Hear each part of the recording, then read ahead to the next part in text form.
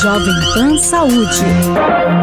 Olá, bem-vindo, bem-vinda ao Jovem Pan Saúde. Eu sou Lívia Zanolini, te agradeço mais uma vez a audiência, a companhia. No programa de hoje vamos falar sobre descalculia e dislexia. A escolaridade é uma etapa muito importante durante o desenvolvimento das crianças. E o diagnóstico positivo para um desses distúrbios de aprendizagem pode afetar a capacidade de receber, processar, armazenar e analisar informações. E dessa forma, dificultando o processo e a execução de habilidades como leitura, escrita, soletração, resolução de problemas matemáticos. E essas limitações, gente, são frustrantes e têm uma relação direta com o fracasso escolar, problemas comportamentais, sociais e também emocionais. E por dificultarem essa questão que envolve todo esse aprendizado no cotidiano das pessoas, são, portanto, considerados desafios para a saúde pública. E para a gente entender melhor a respeito desses distúrbios de aprendizagem, a gente recebe aqui hoje no Jovem Pan Saúde a doutora Marília Seno, fonoaudióloga e psicopedagoga. Doutora, bem-vinda ao Jovem Pan Saúde. Obrigada, Lívia. Queria agradecer pela oportunidade de estar aqui hoje no estúdio da Jovem Pan para falar sobre um tema tão importante que são os transtornos da aprendizagem. De tão importantes e pouco falados ao mesmo tempo, né, doutora? De tão importantes que são, deveriam ser mais falados, e é isso que a gente vai fazer aqui hoje. Exatamente. Eu acho que a gente tem que pontuar melhor o que acontece, até para diferenciá-lo das dificuldades de aprendizagem. É isso que a gente vai fazer aqui hoje, e não só a doutora Marília, como também o Tiago Guzmão vai nos dar entrevista, ele que é neuropsicólogo. Doutor Tiago, bem-vindo também, obrigada pela presença. Eu que agradeço, Lívia, é um prazer estar aqui falando sobre esse tema tão importante. Teremos meia hora para falar sobre isso.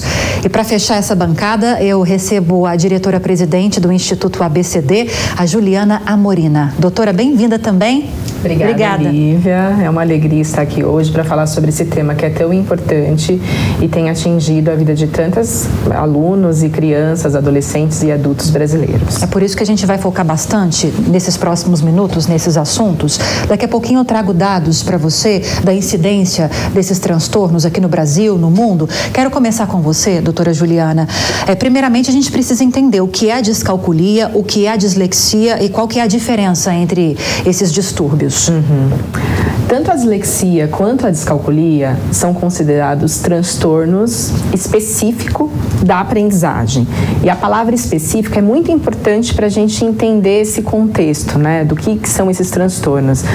Eles são específicos porque as pessoas que têm transtorno específico da aprendizagem têm uma capacidade intelectual preservada, escuta bem, enxerga bem, mas na hora que elas precisam processar as habilidades acadêmicas da leitura e da escrita ou da matemática, elas enfrentam uma dificuldade que é específica, que não é esperada. A gente também diz que é uma dificuldade inesperada de aprendizagem. Inesperado porque aquela criança veio se desenvolvendo, né, aparentemente bem, sem nenhuma queixa, e quando ela começa, né, a vida formal, acadêmica, ela começa a enfrentar dificuldades na leitura e escrita, quando a gente está falando da dislexia, sim, e na matemática, nas habilidades básicas aritméticas, quando a gente está falando da descalculia. Descalculia, perfeito. Eu vou seguir agora com o doutor Tiago para a gente entender um pouco mais sobre esses distúrbios ou esses transtornos. A gente pode tratar tanto como distúrbio como transtorno também, né, doutor? Sim, com certeza. Essas duas expressões são comuns, né? O transtorno ou o distúrbio. Embora em língua portuguesa a gente prefira falar em transtorno, né, de aprendizagem, porque às vezes é uma tentativa de traduzir a palavra do inglês, né? Os transtornos, eles são dificuldades persistentes, né, como a doutora Juliana falou. Então, muitas vezes a gente encontra crianças, adolescentes, adultos com dificuldades na aprendizagem, mas essas dificuldades, elas podem ser transitórias, elas podem passar com o tempo, a depender também do acesso, né, a recursos pedagógicos que essas crianças, adultos, né, venham venham a ter.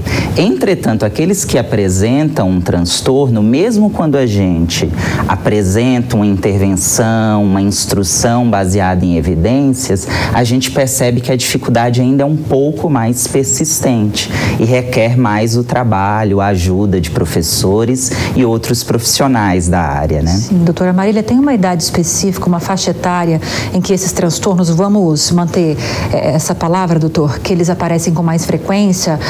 De que forma eles começam a surgir? É algo assim abrupto? Para a gente entender melhor. Apesar dos sinais de risco para a dislexia, eles estarem presentes desde a educação infantil, a gente pode ver o comprometimento em habilidades como rima, literação, orientação espacial, temporal, coordenação motora fina.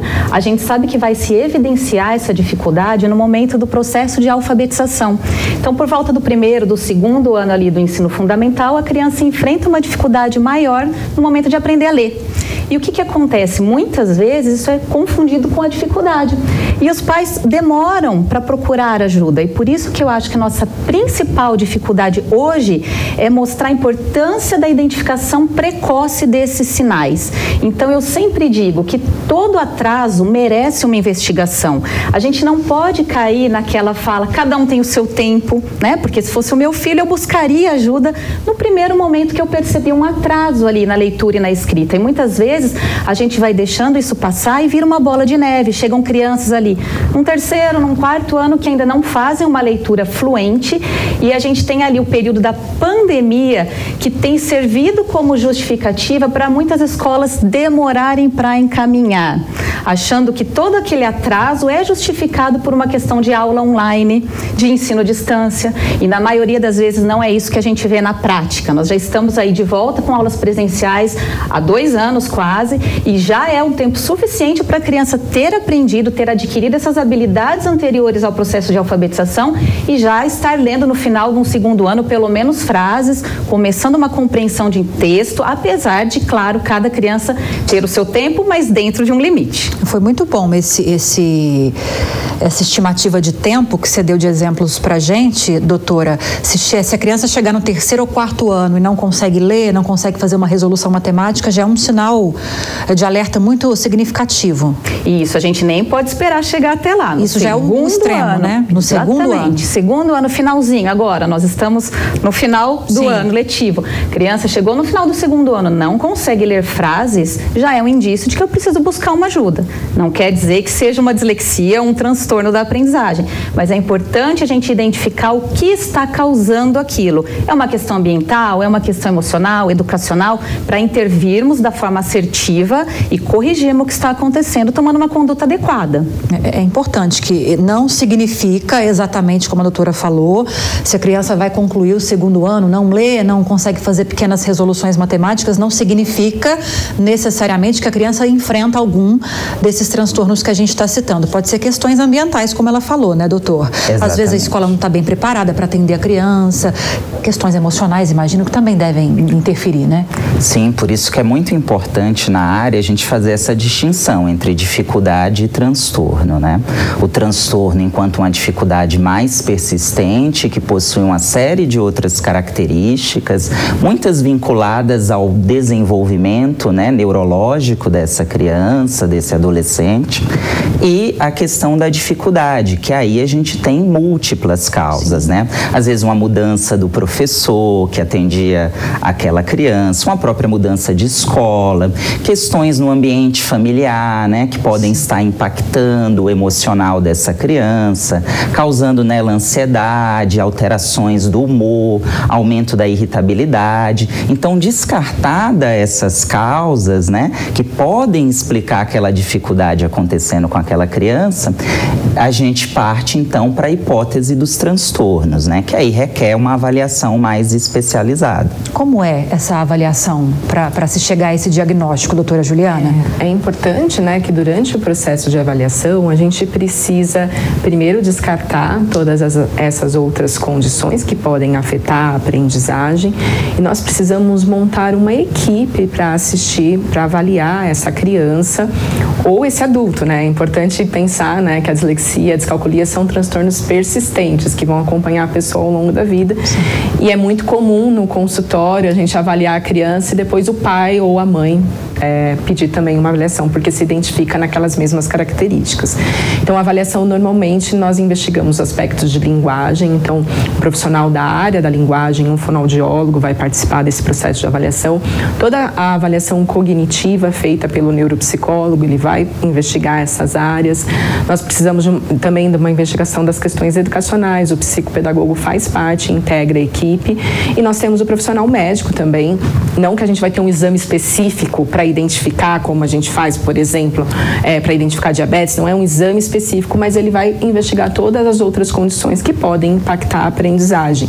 Hoje, o nosso maior desafio é que nem todo mundo tem acesso a essa equipe interdisciplinar. Então, muitas vezes, o que a gente observa é que essa equipe não está disponível para as pessoas que não estão nos grandes centros, que estão mais afastadas, né? Então, às vezes, a gente não consegue montar toda essa equipe, mas essas habilidades linguísticas, cognitivas, educacionais e também todas as questões de saúde precisam estar contempladas no processo de diagnóstico. A gente vai seguir falando sobre isso. Eu prometi alguns dados de incidência desses transtornos para você, vou trazer agora.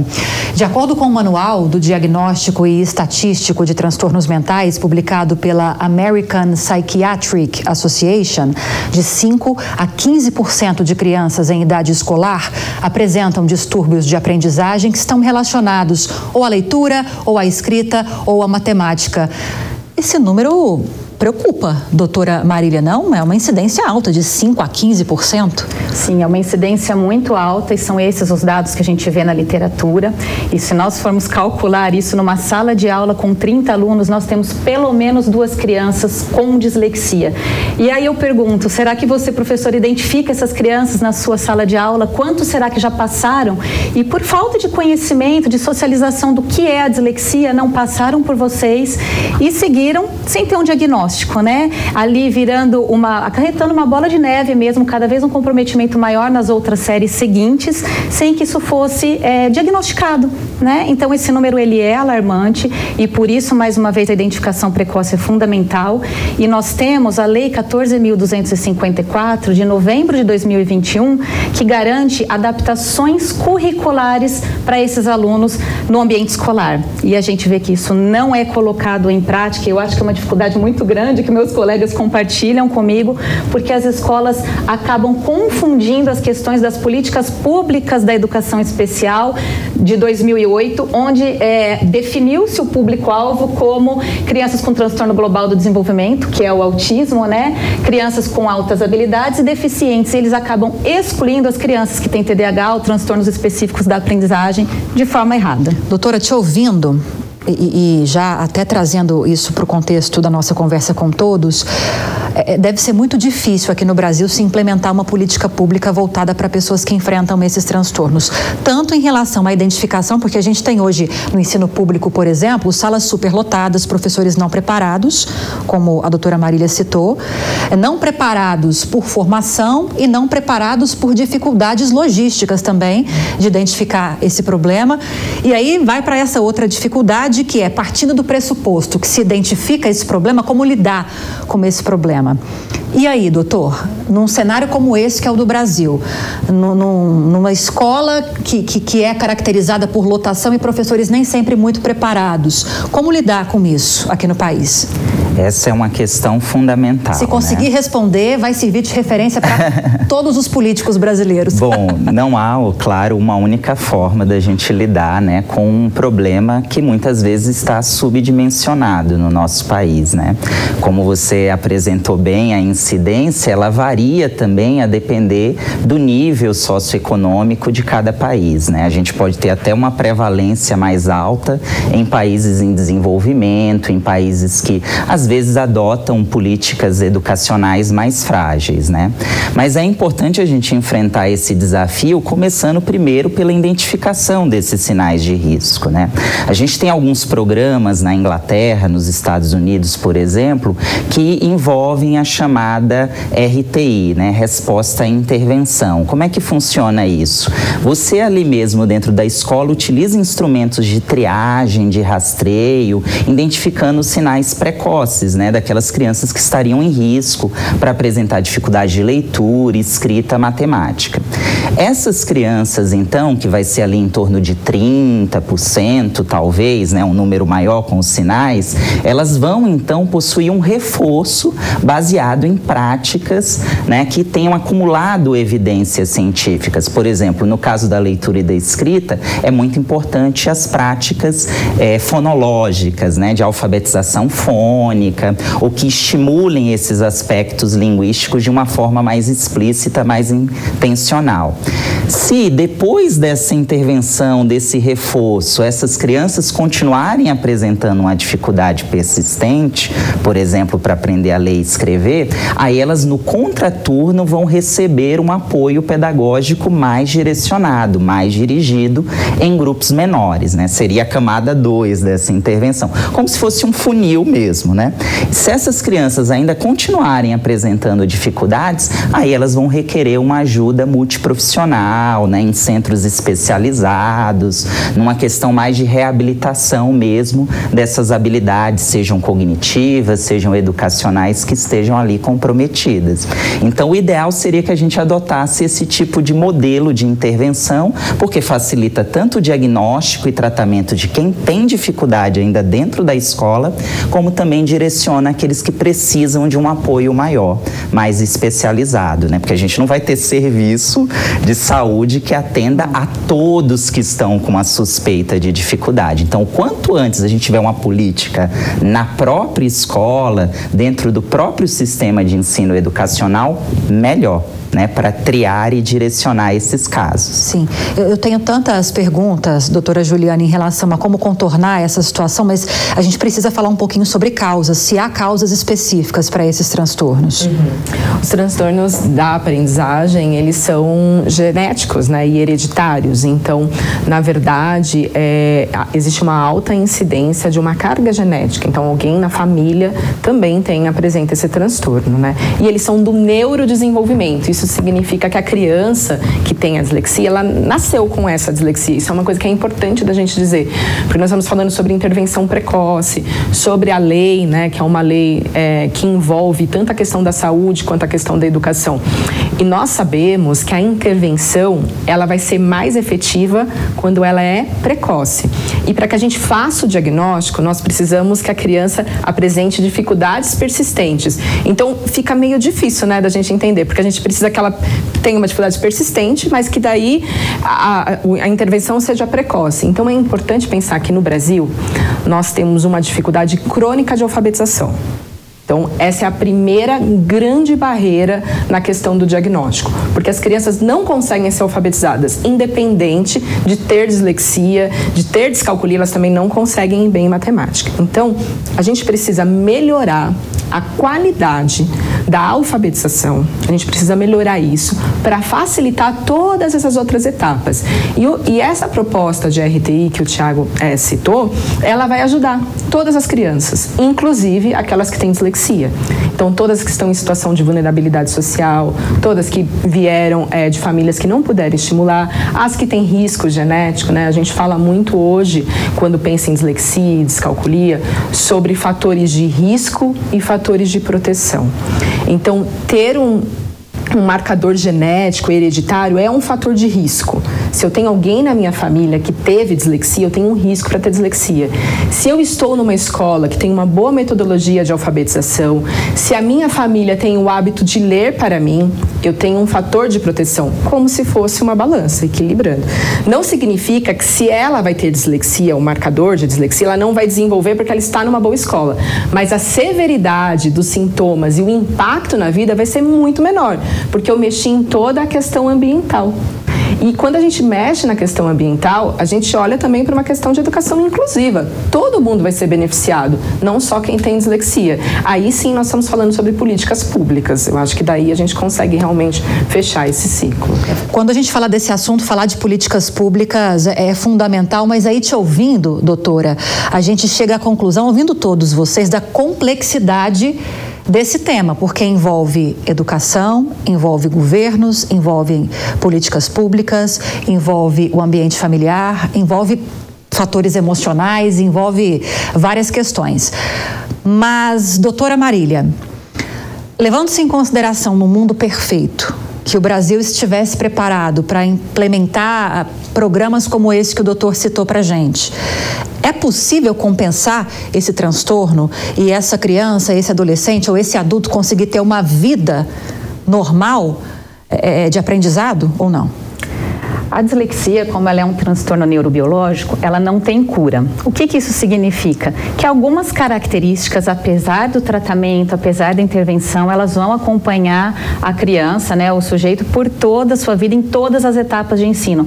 Nós já temos no Enem, em vários vestibulares, provas adaptadas para essa população.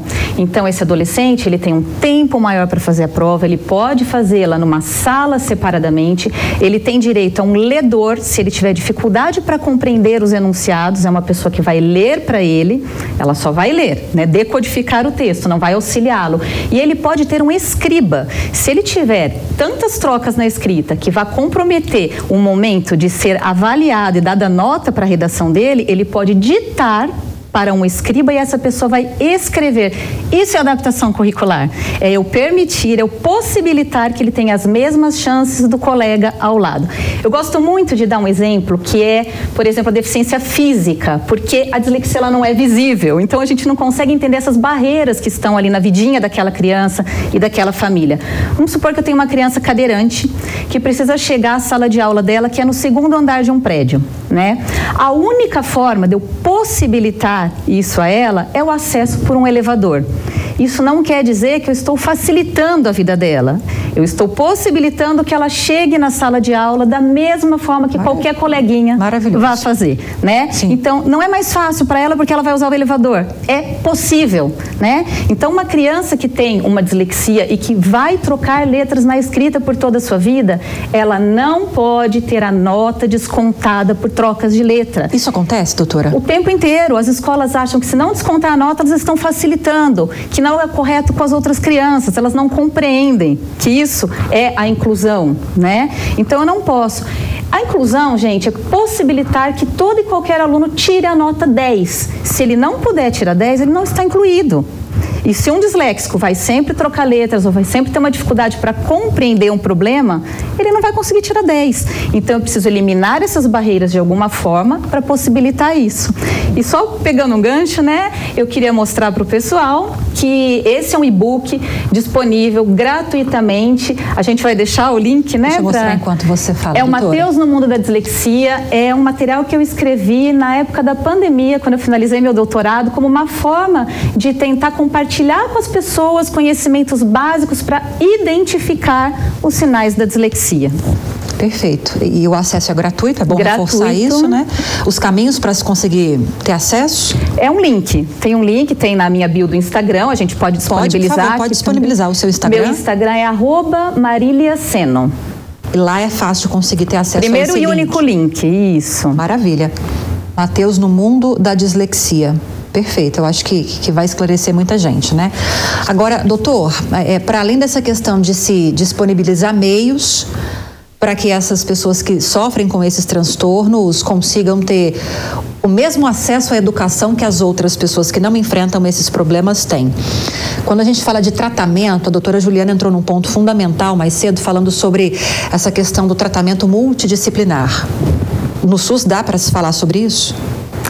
Essa é uma pergunta, né, também complexa, porque a gente não tem hoje, né, uma política pública, um serviço de saúde voltado para as pessoas que tenham dificuldades de aprendizagem, transtornos de aprendizagem, com um atendimento, né, multidisciplinar. Hoje o que nós temos muitas vezes são ambulatórios vinculados a instituições públicas como as universidades federais, estaduais ou mesmo particulares que montam esse tipo de serviço de acesso, né? Você tem até aqui no estado de São Paulo também alguns programas que envolvem o psicólogo, o psicopedagogo, rodando entre as escolas do município para ajudar o professor a fazer um plano individualizado para atender as necessidades específicas de educação de algumas crianças. Mas veja que isso está ainda a anos-luz distante desse tipo tipo de serviço que a doutora Juliana mencionou, né? Então, na Santa Casa nós temos um serviço desse, no Hospital das Clínicas de Ribeirão Preto, na Unifesp, em várias outras instituições aqui da cidade de São Paulo, você tem equipes multiprofissionais para atender esse público e fazer um tratamento mais global, mais holístico. Só que eles não conseguem dar conta da imensa demanda que é a gente pensar em 5 a 15% da população, né? E nem que tem essas necessidades. Conscientes disso, né, doutor? E nem todos conscientes, identificados em relação a essas necessidades. Sim. Agora, doutora Juliana, tudo passa pela conscientização.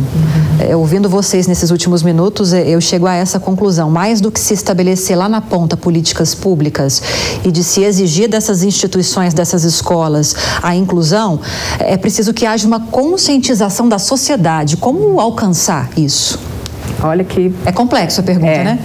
Complexo, mas a gente tem, na verdade, no mês de outubro, é o mês mundial considerado de conscientização sobre a dislexia. E o que acontece? Nesse mês, várias organizações, serviços se comprometem a trabalhar de maneira coletiva para trazer luz ao tema, né? Porque nós precisamos dizer que a dislexia primeiro existe, né? Durante muito tempo, essa foi uma barreira no Brasil. Existiam profissionais da área da saúde, da educação, e existem até hoje que acham que a dislexia não existe. Então, essa é uma barreira importante de ser vencida. Depois, a gente precisa dizer que dá para identificar e diagnosticar e tratar, né? A gente precisa dizer que a escola consegue fazer isso, né? E que dá para adaptar, dá para incluir. Nós temos o modelo do Enem, como a doutora citou, a gente tem isso também.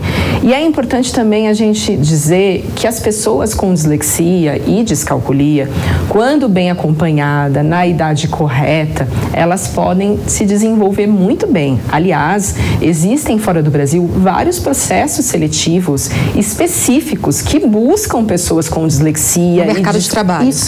E descalculia, porque por ter uma outra forma de pensar, por tantas vezes, né? A gente discute muito isso, se seria um dom ou se seria uma adaptação, né? Porque ele precisou se adaptar para conseguir ler, se adaptar para conseguir calcular. Então, ele desenvolveu outras habilidades como resiliência, como resolução de problemas, que não é igual a quem não teve essas dificuldades. Então, a gente precisa também dizer que quando a gente identifica e dá todo o suporte, nós estamos também promovendo seres que são diversos e podem contribuir para o mercado de trabalho, podem contribuir para a sociedade. Isso é o mais importante da conscientização, porque quando a gente não identifica e não dá oportunidade, a gente está desperdiçando talento, né? Desperdiçando vidas, e isso é muito grave, muito sério. Eu quero dizer que não foi combinado com os entrevistados esse fechamento com chave de ouro, mas foi a última pergunta da entrevista. Fechamos bem, né? Acho que fechamos sim, bem. Sim. Queria agradecer a presença de vocês. Conversamos hoje com Marília Seno, fonoaudióloga e psicopedagoga. Doutora, muito obrigada pela entrevista. Bem-vinda sempre. Eu que agradeço, um prazer estar aqui hoje conversando um pouquinho sobre dislexia, descalculia. Maravilha. Falamos também com o Tiago Guzmão, que é neuropsicólogo. Doutor, muito obrigada pela presença também. Imagina, o prazer foi meu. A gente sempre está lutando para levar, né, psicoeducação sobre esses transtornos para as famílias, para os pacientes. E esse espaço que vocês dão é muito importante, muito significativo. Cada um tem que fazer a sua parte, né? E também a doutora Juliana Amorina, que é diretora-presidente do Instituto ABCD. Doutora Juliana, obrigada pela entrevista e pelo fechamento com chave de ouro. Eu que agradeço a oportunidade e eu convido a todos também a conhecerem o Instituto ABCD, que é uma organização social que tem a missão de impactar positivamente a vida de brasileiros com dislexia no @iabcd. Tá no Instagram, né? Isso. Esse arroba que você passou. @iabcd. Maravilha. Bom, e o Jovem Pan Saúde fica por aqui. Espero que você tenha gostado do programa de hoje. Te agradeço demais a audiência e a companhia de todas as semanas. E te lembrando que se você tiver alguma dúvida, quiser sugerir algum tema para a gente tratar aqui, é só enviar um e-mail para nós. saúde@jovempan.com.br. Para rever essa e outras entrevistas, é só acessar o canal Jovem Pan News e também o aplicativo da Panflix para Android e iOS. Um grande abraço para você e até a próxima. Jovem Pan Saúde. Realização Jovem Pan News.